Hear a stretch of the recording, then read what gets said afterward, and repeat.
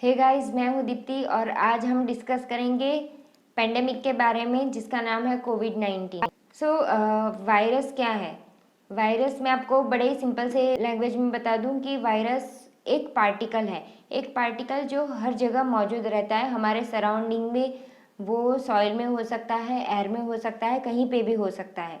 और ये वायरस ना ही तो ये अलाइव है ना तो ये डेड है, पर जब भी वो किसी होस्ट की बॉडी के अंदर एंटर करता है तो वो क्या करता है, वो मल्टीप्लाई होना स्टार्ट करता है और ग्रो करने लगता है।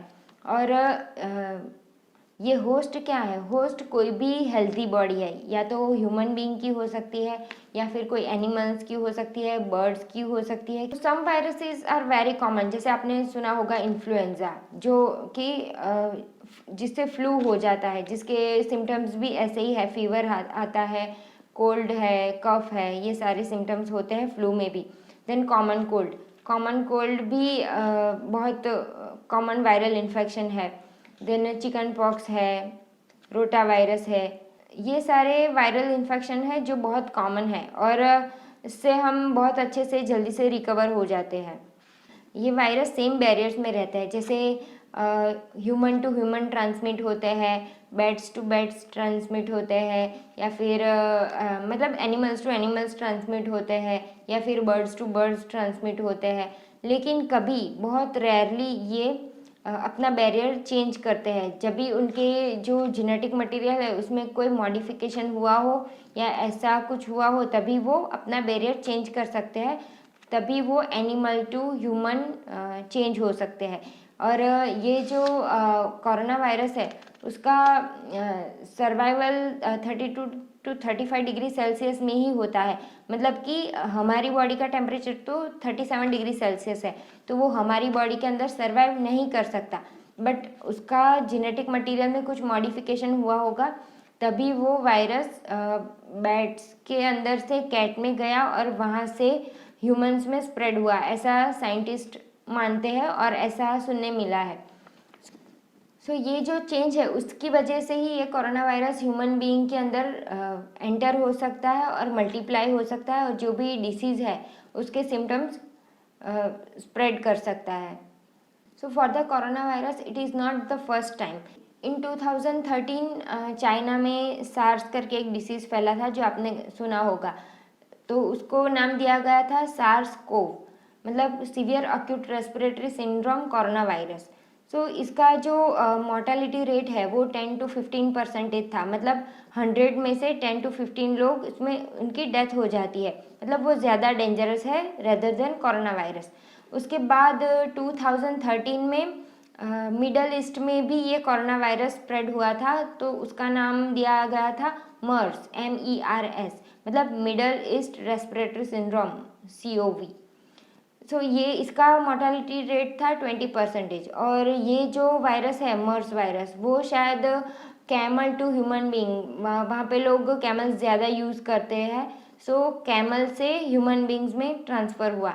इसीलिए इसका कॉज भी ये कैमल्स माने गए हैं कि उनमें जो कोरोना वायरस था उसकी वजह से ह्यूमन बीइंग्स में ट्रांसफ़र हुआ। और वो ये जो मर्स वायरस है वो सार्स से भी ज़्यादा डेंजरस था और उसका मोर्टेलिटी रेट था 20%, मतलब कि 100 में से 20%, 100 में से 20 लोग की डेथ हो जाती है और बाकी के 80 रिकवर होते हैं, मतलब ये ज़्यादा लिथल था।